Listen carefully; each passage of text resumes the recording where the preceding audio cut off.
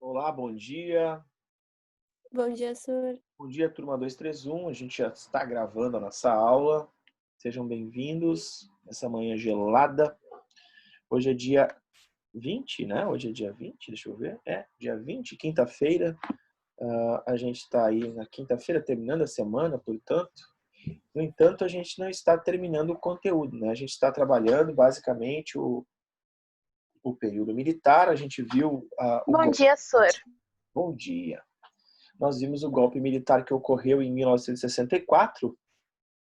A gente trabalhou uma série de elementos tentando entender como é que estava organizado o exército. Vimos o primeiro governo, que foi o governo do senhor Castelo Branco, que era o governo da Sorbonne, né? E vimos que existia, então, entre a Sorbonne e a linha dura. E, então, hoje a gente vai ver a linha dura, né? Hoje a gente vai ver o próximo presidente, que é o senhor Costa e Silva. Ele vai ficar pouco tempo na presidência do Brasil, né? No controle do comando do Brasil. E a gente vai tentar entender como isso ocorreu. Eu já na aula passada dei algum spoiler, né, sobre o seu governo. Então eu gostaria de dizer bom dia a todos que estão presentes. Se vocês puderem, né, abrir as suas câmeras, né, seria interessante. Nós já falamos sobre isso na aula passada. Volto a pedir a vocês, né, a direção está pedindo que a gente abra as câmeras, né, que as pessoas abram as câmeras para a gente conversar, Bom principalmente dia, senhor. bom dia, principalmente quando a gente estiver conversando assim como agora, né? Quando estiver passando o slide, obviamente, passando os temas, vocês podem fechar a câmera de vocês, não tem problema algum. Bom, então vamos lá. Eu gostaria que vocês participassem da aula, fizessem, né, se quiser perguntar alguma coisa, se quiser informar alguma coisa, tirar alguma dúvida, porque isso é importante. Esses conteúdos mais da ponta da história, né, que são mais contemporâneos, eles são conteúdos importantes para o vestibular, para o Enem. Então eu gostaria muito que vocês firmassem aí, prestassem atenção, né, para que a gente que a gente possa, né, aproveitar ao máximo, tá certo? Então vamos lá. Bom dia a todos. Eu vou dividir a tela com vocês para falar sobre este cara aqui, né? O senhor Costa e Silva. Bom, o senhor Costa e Silva, ele pertence primeiro à linha dura, que é, sem dúvida alguma, a parte mais tosca, né, do exército. Tosca porque realmente não tinha nenhum apreço à educação, né? Não tinha nenhum apreço à conversação, à democracia, né?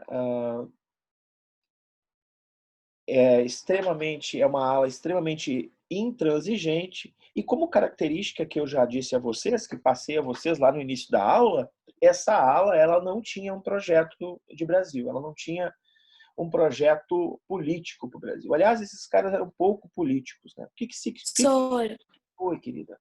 eu tenho uma pergunta. No governo do Castelo Branco, já tinha, tipo, as torturas ou não?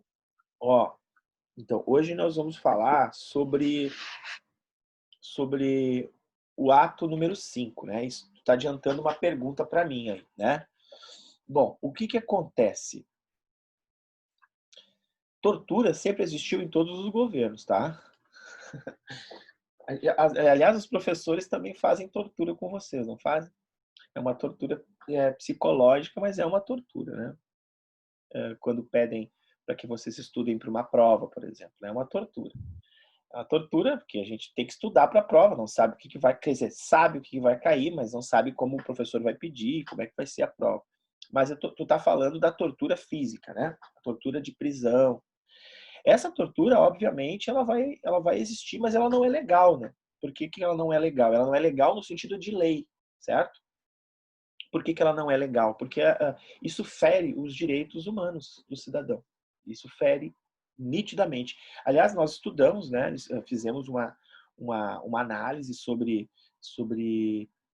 o século XX, há 2 semanas atrás, acredito, ou uma semana atrás, onde eu trabalhei políticas públicas e trabalhei trajetória dos direitos humanos no Brasil, né? E vocês são convidados a fazer o trabalho sobre direitos humanos da Feira de Direitos Humanos que ocorre lá na PGE. E, sem dúvida alguma, essa tua pergunta, Eduardo, ela é muito importante, porque torturar alguém é infringir a lei dos direitos humanos, né? É infringir a lei de liberdade, né? A lei de nós termos, de sermos tratados igualmente, né? E sermos julgados por aquilo que fizemos, né? E dentro da Constituição brasileira não está previsto, nem da Constituição do regime militar, que é de 67, não estava previsto tortura. Não estava previsto tortura. Mas a gente sabe que acontecia lá no submundo, nos porões, né, da polícia militar. Sabe que acontecia, né?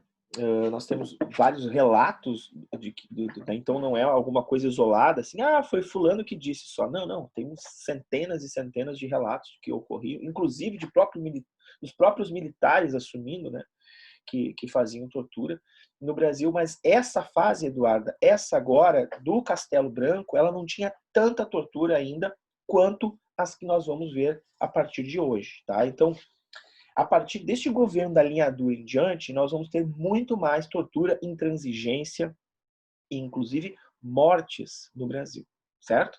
Então, vamos lá. Não sei se eu consegui te responder.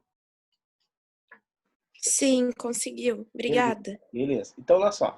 Então, eu já na aula passada, terça-feira, eu já falei para vocês que essa lei aqui, a lei de oposição ao acordo MEC-US-8, né, dos manifestantes estudantis, era uma lei muito importante, né? Era uma lei, não, era uma luta muito importante. Por quê? Porque esse acordo aqui do Ministério da Educação e Cultura do Brasil com os Estados Unidos, USET e DEI, vinculava o currículo brasileiro ao currículo americano. Alguém pode dizer assim, não, senhor, mas olha só que legal, desde o primeiro ano os alunos todos os alunos do Brasil têm que saber inglês até o terceiro ano do médio. Então são primeira série, segunda série, terceira série do ensino fundamental até o terceiro ano do médio. Isso é muito legal, né? Porque daí as pessoas aprendem o inglês. Gente, é muito difícil tu ter um ensino de língua. Aliás, vai ser obrigatório o ensino da língua inglesa. Eu estudei a vida inteira no colégio público. Eu posso dizer para vocês que eu sei o verbo to be. Ponto. Só isso que eu sei, que eu aprendi, que eu me lembro de inglês da escola pública, né? Realmente é muito... Bom, na escola privada já é muito difícil, né, para os alunos entenderem a gramática e tal. Imagina na escola pública, né? Então, além disso, nós teríamos uma reestruturação também no ensino de disciplinas que são importantes para fazer pensar, né? Então, por exemplo, nós vamos ter filosofia sendo extinta, né? Vai ser extinta a filosofia, vai ser extinta a sociologia, história e geografia serão extintas e vai ser criada uma disciplina chamada estudos sociais, que vai substituir a disciplina de história e geografia. Quer dizer, todas as disciplinas que, de certa maneira, faziam com que as pessoas, os alunos, né, os professores junto, né, pudessem pensar, pudessem organizar um pensamento crítico sobre a história, sobre a sua própria existência, né? A questão da filosofia é o estudo do ser humano, né, cara? A gente vai estudar por que a gente existe, por que a gente está aqui, quais são as concepções de mundo. Então, tudo isso vai ser, então, extinto pelo regime militar neste acordo, justamente para transformar, né, a escola em um aparelho, né? Nitidamente um aparelho ideológico do Estado. Tá? E daí vão ser criadas disciplinas como moral e cívica, né? Desenvolvimento da moral e do civismo brasileiro, né? O desenvolvimento da organização brasileira, OSPB, né? Organização da Sociedade Brasileira. Quer dizer, são disciplinas, obviamente, que com um intuito aí de criar uma ordem, né? Uma ordem sem muito questionamento sobre a estrutura política do Brasil. Então, nós vamos ter muita oposição dos movimentos estudantis, e vão ser muito importantes os movimentos estudantis, né? A União Brasileira de Estudantes, a União Gaúcha de Estudantes, a UGES, em oposição a isso, né? E aí vai haver no Rio de Janeiro uma revolta que vai ser digamos assim, o pavio que vai incendiar as manifestações. Só lembrando que isso tudo ocorrendo em 68, né, velho? 68 foi um ano, se tu colocar assim, ó, acontecimentos dos anos de 1968 no mundo, bota no Google isso pra tu ver. Gente, a gente tem milhões de coisas acontecendo que vão mudar a cultura do mundo inteiro. Quer dizer, desde o movimento hippie, movimento paz e amor, né, drogas, rock, como é que é?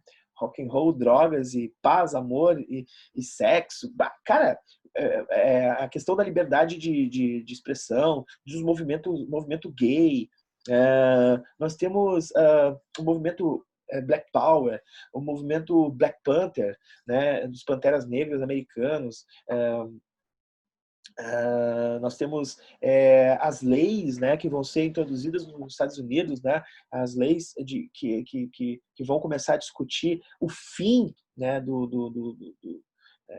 da segregação racial, principalmente no sul dos Estados Unidos, que é muito forte, né? Aliás, eu vi um filme ontem chamado Bunker, muito legal. O Samuel Jackson e um outro cara que eu não sei a história de dois negros que se tornaram assim, ricos, né, através do trabalho, né? E compravam prédios e tal, e aí não podiam botar a cara, né, dizer que eram donos dos estabelecimentos, porque eles eram negros, né, cara? Estados Unidos na década de 60, 70, né? Isso é muito louco, cara. Não, 50. Isso é muito louco, é uma coisa que parece que não existiu, mas existiu, né? Então, nós vamos ter esses movimentos todos contra, por exemplo, a guerra do Vietnã, né? Vai ser na França, né? Movimento jovem francês, da juventude das universidades francesas, né? Que vai se unir com o movimento dos trabalhadores na França. E aqui no Brasil não vai ser diferente. Mas aqui no Brasil a gente vai ter uma coisa que é o seguinte: esse movimento ele vai endurecer porque um grupo de jovens invade um restaurante universitário. É isso aqui, ó. RU. O preço que é cobrado pela comida nos restaurantes universitários era muito caro pela qualidade da comida. Olha a preocupação dos estudantes, né? Invadem lá e ficam lá dentro do restaurante universitário. Que ninguém nos tira enquanto não fizerem uma comida boa. O que o exército vai fazer? A polícia do exército, velho, ela é truculenta, né, cara? Ela não pensa. Então ela vai fazer o quê? Ela vai invadir o restaurante universitário, vai jogar bomba pra dentro, vai dar tiro pra cima e vai acabar matando esse cara aqui, Edson Luiz. A morte desse cara, a morte do Edson Luiz, virou um símbolo, cara, para os estudantes. Então, olha só, os caras estavam reclamando da comida. Da comida. E aí a polícia do exército entra truculentamente, entra sem nenhum critério e dando tiro e bomba para tudo que é lado. Mataram o cara. Isso vai causar uma série de movimentos, de manifestações em todo o Brasil. Em todo o Brasil. Nós vamos ter uma passeata chamada Passeata dos 100 mil, em julho de 68, no Rio de Janeiro. Nós vamos ter confrontos diretos com os manifestantes, com a polícia, greves em Osasco, greve em Contagem, né? Nós vamos ter em Belo Horizonte também, né? E o Estado vai continuar batendo na população, entendeu? Não quer saber de papo, não quer saber de lero. Eu não sei se vocês estão lembrados, a gente recentemente, acho que foi o ano passado, a polícia do exército cometeu um crime, né, velho? Eu não sei se vocês estão lembrados disso. É um músico, estava com a família dentro de um carro branco, inclusive no Rio de Janeiro, ele negro, e a sua família toda, né, dentro do carro. Eles estavam vindo perto de uma comunidade e passaram pela blitz ali, sei lá, e não perceberam que era blitz. A polícia deu ordem de parar, e ele não parou o carro, né? Mas também não estava em alta velocidade, enfim. E o carro foi alvejado com mais de 300 tiros, cara. 80 tiros pegaram só no condutor do carro. Teve um papeleiro que estava junto, que foi ajudar, levou tiro também. Né? A polícia do exército, jovens de 19, 20 anos, polícia do exército, cometeu esse crime.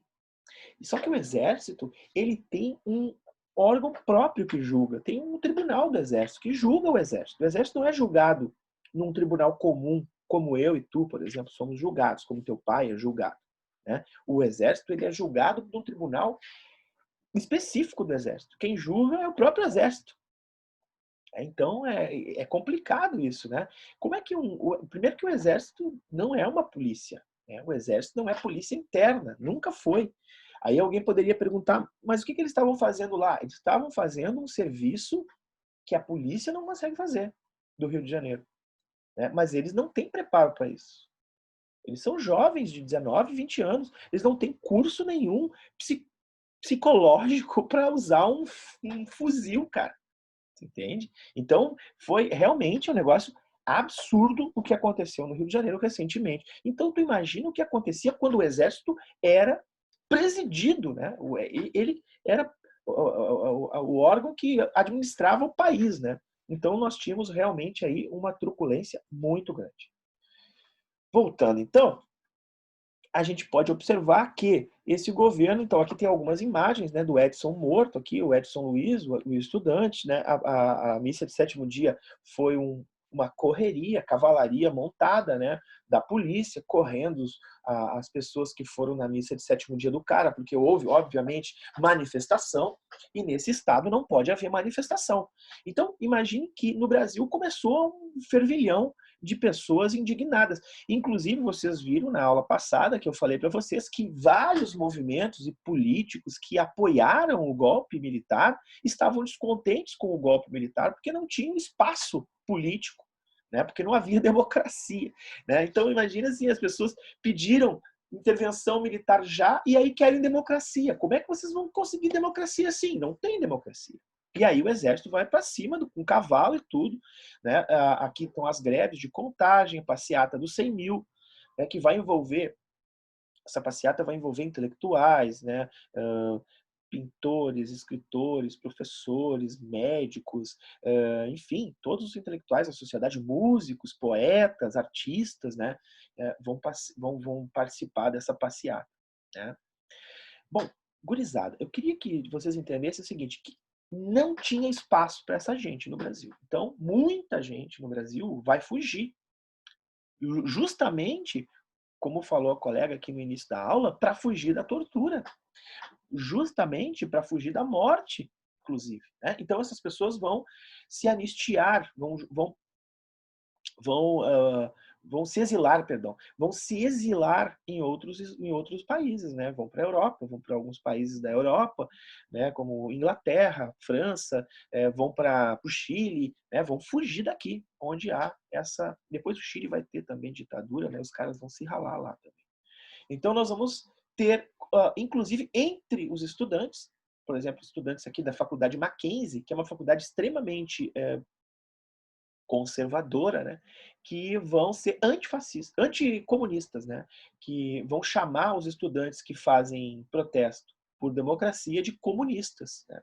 E aí então vai ser criado inclusive esse comando aqui, ó, CCC, caça aos comunistas, comando de caça aos comunistas. Né? Vejam que absurdo. Então os caras pensam num país que tem que ter democracia, que tem que ter direitos, né? E eles são chamados de comunistas por isso. Né? Então, se esses caras são chamados de comunistas, os caras que protestam contra eles podem ser chamados de fascistas também. Então, nitidamente, um movimento aí fascista, né? Digamos, envolvido aí com esse movimento, com a ditadura militar, certo? A gente continua aqui, deixa eu ver aqui, tá entrando em sala, tem algumas charts, essa revista, por exemplo, a revista Veja, era uma revista nitidamente conservadora, que apoiava o regime militar, né? Então aqui algumas charts, né? O ministro quer dialogar com você, aí tá aqui a pessoa, né? Tá aqui o policial dizendo que quer dialogar, não tem diálogo, né, velho? É na base do cacete, né? É na base da porrada, né? Enfim, tem várias charges nesse sentido. Até que nós chegamos, então, no ato institucional número... Opa, deixa eu voltar lá. No ato, alguém me chamou aqui. Deixa eu ver quem é. Bom dia, Yuri. Desculpa, eu tinha visto que tinha uma mensagem para mim. O ato número 5. E aí, antes de falar do ato número 5, agora é o momento de abrirmos as câmeras novamente. Eu vou perguntar para vocês. O que alguém poderia me dizer o que foi o ato número 1, ato institucional número 1? O que ele representou?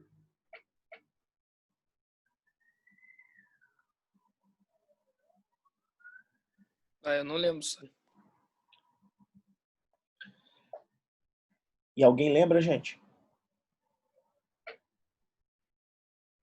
Ato institucional número 1. Vamos lá, vamos ver se alguém lembra aí.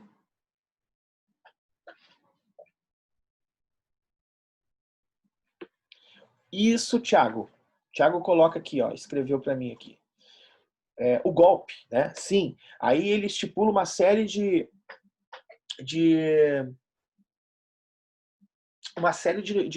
normativas, né, no golpe. Então, por exemplo, a primeira coisa, todo mundo que for contra o golpe, todo mundo será cassado e perderá os direitos políticos. Então, por exemplo, se tiver alguém do PTB no governo, né, se for um deputado, um senador, será cassado e punido. Todos os funcionários públicos que tiverem uma aproximação com a ideologia do antigo governo também será cassado e perderá direitos políticos. Então, o ato institucional número 1, ele é um ato que estabelece o golpe, né, que estabelece o estado especial e que vai, de certa maneira, entre aspas, limpar o governo do comunismo. A ideia é essa, né? Só que a gente sabe muito bem que como é que tu vai limpar um governo entrando na mente das pessoas, né? Tipo, como é que tu vai saber se a pessoa pensa como o governo? Então, é bem complicado isso, né? E outra, não era comunismo, era nacionalismo. Mas tudo bem, os caras pensam em comunismo, os caras, né, têm esse pensamento fixo, até porque isso é o que se trabalha muito na Escola Superior de Guerra, né? Os Estados Unidos trabalha muito essa questão com o Exército Brasileiro, né? De perseguir quem quer independência. E no caso aí eram nacionalistas e não comunistas. Mas tudo bem. Vamos lá. Então, o ato número 1 é de perseguição a todos. Todos perdem os seus direitos políticos, fecha o Congresso Nacional por conta, então, aí desta lei e dessa chegada abrupta ao governo, que é o chamado golpe, tá? Ato número 2, essa é barbada. Vimos na aula passada, ato institucional número 2. Bipartidismo, né? Isso, bipartidarismo, né? Bipartidarismo, de partido políticos, né? Então nós temos 2 partidos políticos que são criados pelo governo. Eu queria que vocês, quando assistissem a aula, já que vocês ficam com as câmeras desligadas, a maioria de vocês ficam, né? Que vocês façam assim, ó. Eu faço assim, ó, eu tenho um caderno e uma caneta, apesar de ter o computador na minha frente, né? E aí, quando o professor de vocês de matemática, física, química, biologia, história, literatura, inglês, artes, religião, diz para vocês, ó, pessoal, isso é importante, vocês vão ali e escrevem, né? Essa é uma forma bem antiga, né? Os romanos já faziam isso, né? Então, isso ajuda vocês a lembrar, né? De algum elemento que a gente viu na aula, né? Então, anotar é importante. Eu vejo que vocês não anotam quase em sala de aula, né? Mas aqui em casa, vocês provavelmente, se estão no laptop ou no computador de mesa, vocês podem anotar até no celular, né? Então, seria interessante vocês anotando essas questões, porque elas são importantes para vocês, para o vestibular, para o concurso público e tal. Então, vamos lá. O ato número 2 cria 2 partidos políticos, Arena e MDB. A criação dele vai ser feita pelo cara chamado Golbery Couto e Silva, tinha uma intenção. A intenção era colocar toda a oposição num partido e desmobilizar a oposição. Era essa a intenção. Tá? E o ato número 3?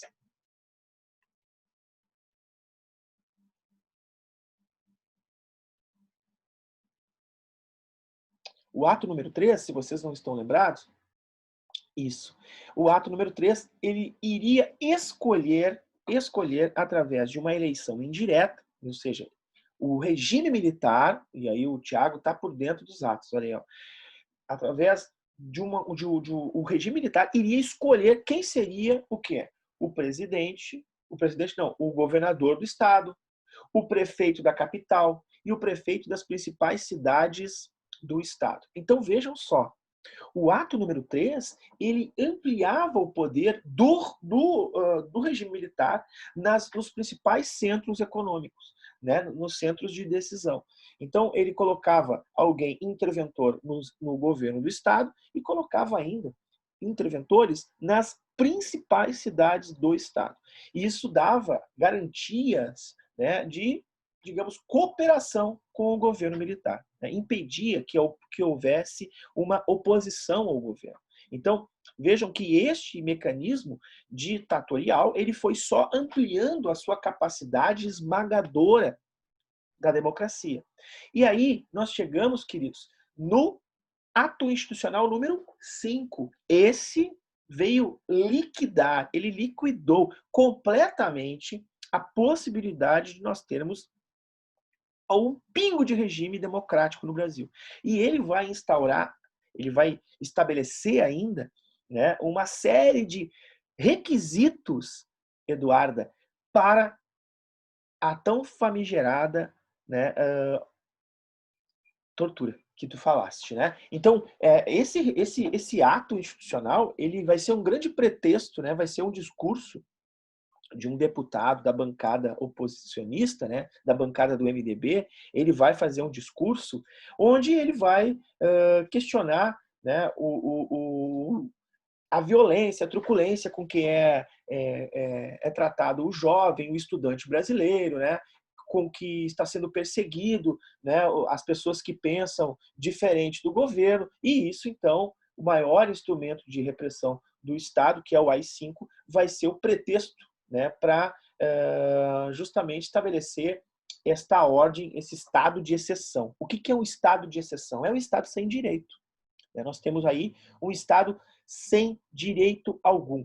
Então, o deputado Márcio Moreira Alves, do MDB, né, que era oposição ao governo, o seu discurso inflamado será o motivo pelo qual, né, nós vamos ter o poder legislativo fechado, então nós não temos mais deputados estaduais, não temos mais, o poder legislativo é fechado, não temos mais senadores, o poder legislativo é fechado, só o poder executivo existe, né, que é o poder, e o judiciário, que é composto pelo próprio poder executivo, quer dizer, o executivo vai indicar quem ele quer, os tribunais de julgamento serão os próprios militares que vão estabelecer. Então, os militares, através dessa ditadura ferrenha, acabam com todas as liberdades civis. Nós temos supressão dos direitos políticos, quer dizer, eu não posso mais votar e nem ser votado, né? É supressão total dos direitos políticos, eu não posso escolher, eu não posso questionar, e mais, nós temos nós temos um direito que é o de habeas corpus. O que é habeas corpus? É corpos livres, né? Ou seja, nós temos liberdade de tudo. Quer dizer, nós não podemos simplesmente não podem me levar preso se não tem prova de que eu fiz alguma coisa. Então, eu tenho direito à defesa. Esse é o princípio básico da democracia, né?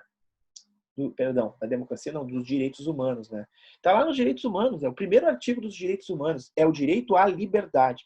E o Brasil, ele infringe esse direito à liberdade. E aí, Eduardo, eu queria que tu entendesse a tua pergunta, a importância que ela teve lá no início da aula, né? Porque a partir do ato número 5, eu não tenho mais direito à liberdade.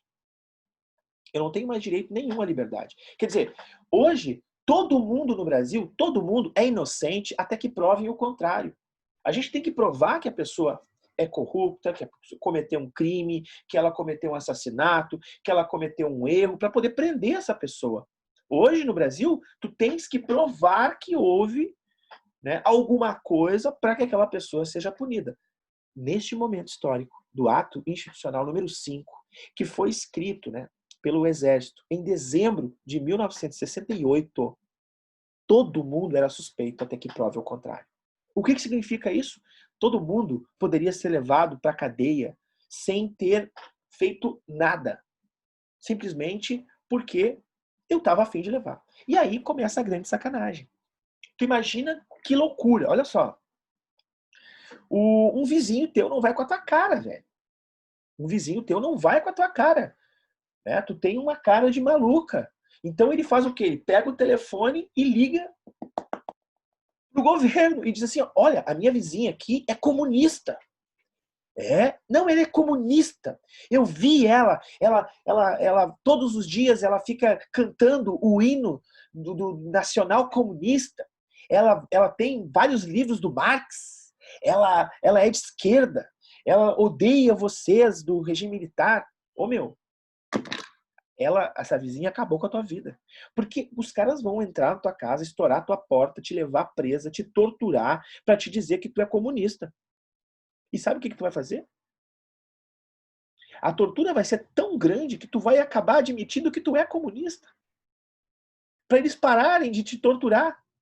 Aí tu vai, não, eu sou. Ah, tu é? Eu sou. Então diz quem mais é. Aí vem a grande M. Porque daí, velho, essa pessoa que está sendo torturada, por exemplo, ela vai entregar outras pessoas para pararem de torturar ela. Mas as outras pessoas não são comunistas. Mas ela está fazendo isso por quê, professor? Porque ela precisa parar de sofrer. Infelizmente, no Brasil, até hoje a gente sabe que rola tortura. E, infelizmente, as práticas de tortura e as práticas, inclusive, de ação de polícia, principalmente a polícia militar, são uma herança do regime militar. Eu quero que vocês me acompanhem no raciocínio agora. A gente recentemente teve 2 incidentes no Brasil que foram bem noticiados, né? E que são incidentes que provam o que eu estou dizendo.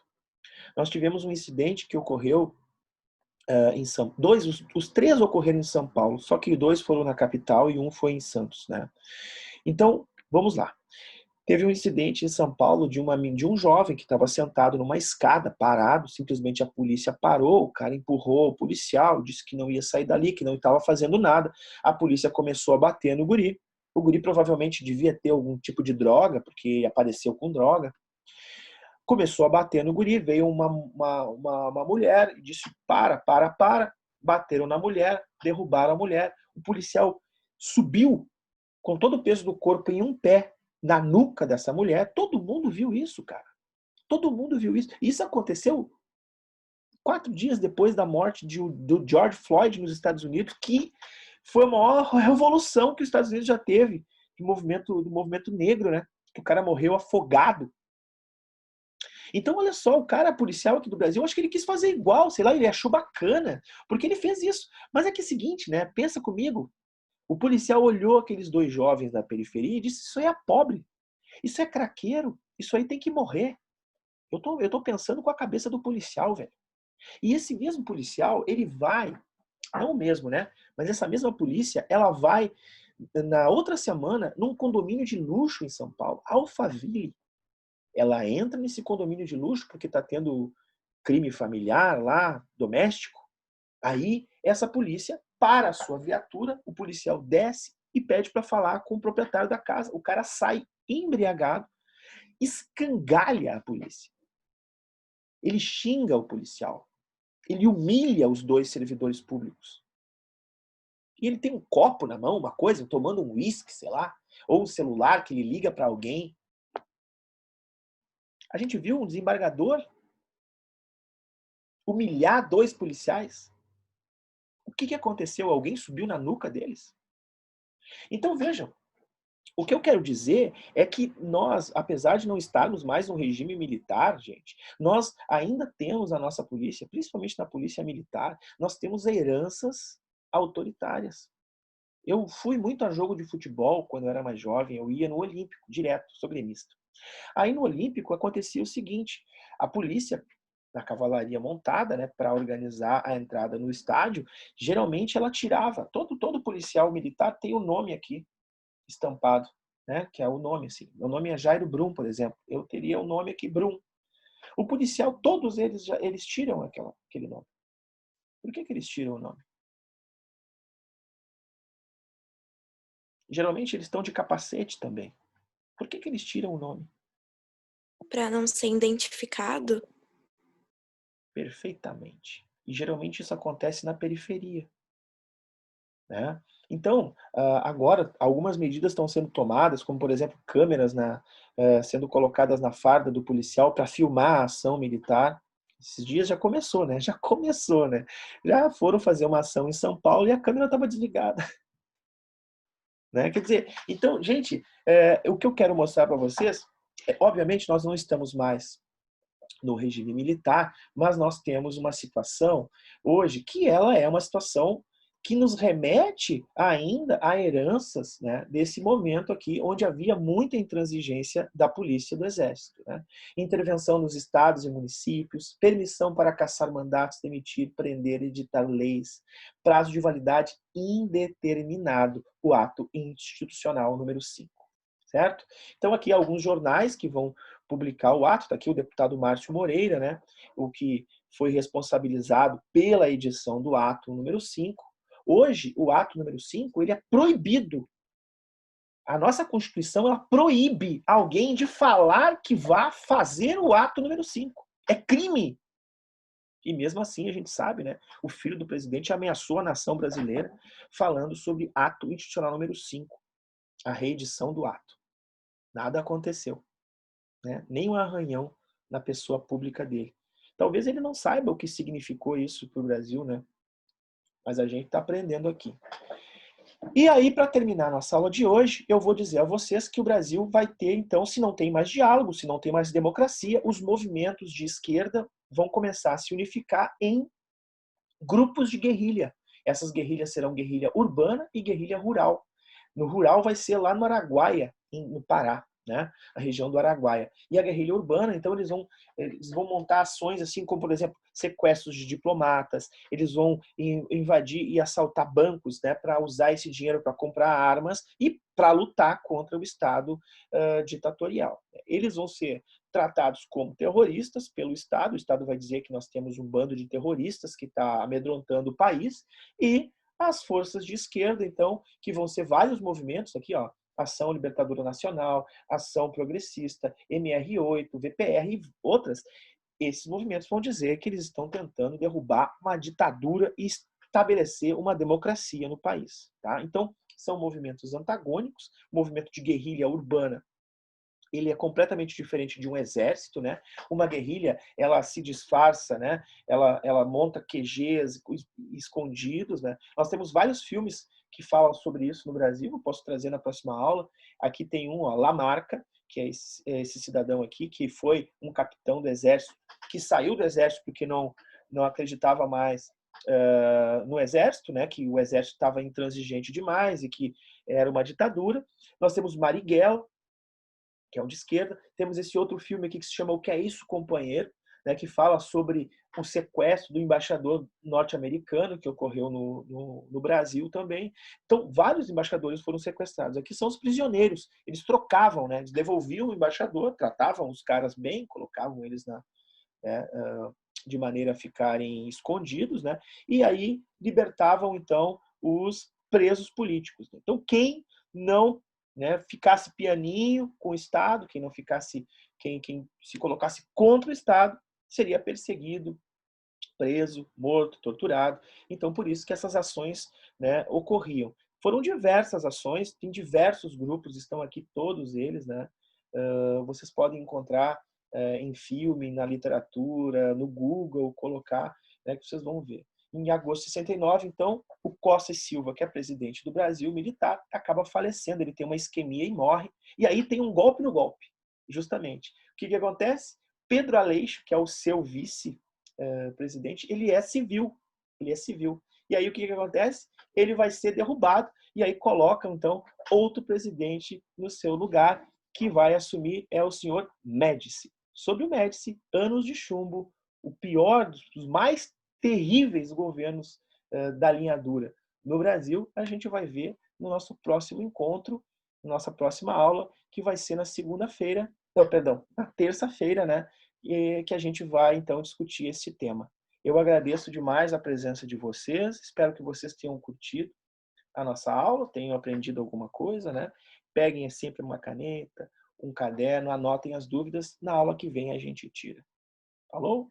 Bom fim de semana a todos, se cuidem e a gente se vê. Feito? Tchau. Feito, senhor. Tchau. Feito, senhor. Tchau, Feito. Tchau, tchau. Tchau, tchau.